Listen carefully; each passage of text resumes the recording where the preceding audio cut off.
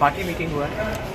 हम एक बड़ा पब्लिक रैली कर रहे हैं और दिल्ली भरो एजिटेशन भी शुरू कर रहे हैं और पूरे त्रिपुरा में YTF के थ्रू एक बाइक रैली भी करेंगे सबरूम से लेके कंचनपुर तक to spread awareness of video Tripura land. और जैसे हमने कहा है कि एक बड़ा जनसभा अगरतला में हम लोग करने वाले हैं इसी महीने नवंबर के मंथ में।